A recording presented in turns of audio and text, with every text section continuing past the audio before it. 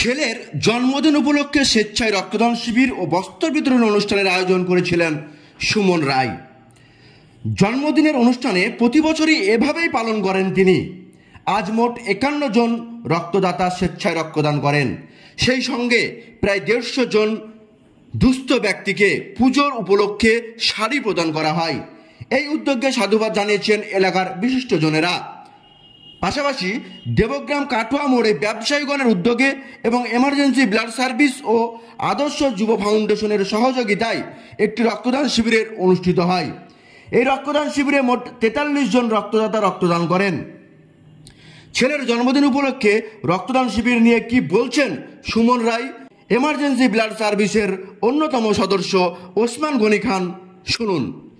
এই বছর জন্মদিন উপলক্ষে আমার ব্লাড ডোনেশন ক্যাম্প তো গতবারের না এবারও ছিল, আর তার সাথে ছিল কিছু বস্ত্র বিতরণী অনুষ্ঠান আর কি।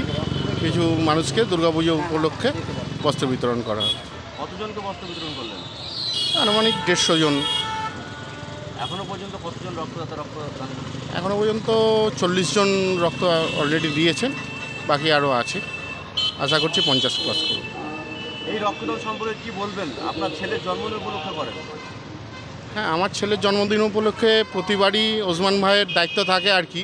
ওসমান ভাই এক এক বছর এক একটা অ্যারেঞ্জমেন্ট করেন আর কি। এবছর রক্তদানের সাথে সাথে বস্ত্র বিতরণটা ওসমান ভাই নিজে দায়িত্ব নিয়ে করেছেন এবং আগামী দিনও করার চেষ্টা করব। আজকে এই অনুষ্ঠানে অতিথি হিসাবে কেউ উপস্থিত ছিল? হ্যাঁ, ছিলেন এখানটায় যিনি আমাদের প্রধান সাহেব আছেন আমাদের মিরাদু নম্বর পঞ্চায়েতের, উনি আমাদের উপস্থিত ছিলেন। ওনার সাথে আরও আমাদের দলীয় কর্মকর্তারা ছিলেন, মেম্বাররা ছিলেন,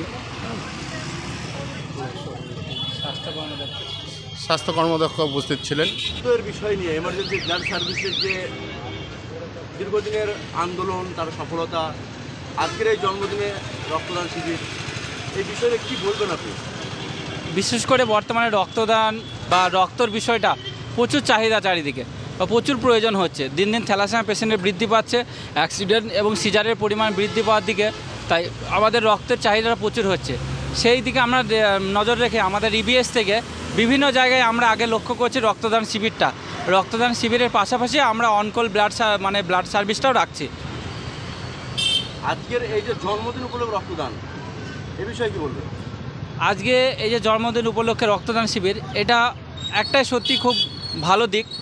এইভাবে যদি আমরা বিভিন্ন অনুষ্ঠানগুলো যদি পালন করি রক্তদান শিবিরের মাধ্যমে, বা রক্তদান শিবিরটাকে আমরা যদি অনুষ্ঠানভাবে নিই, তাহলে আমাদের সমাজে রক্তদানের যে অভাবটা হয়ে পেশেন্ট মারা যায়, তাহলে সেই দিকটা থাকবে না।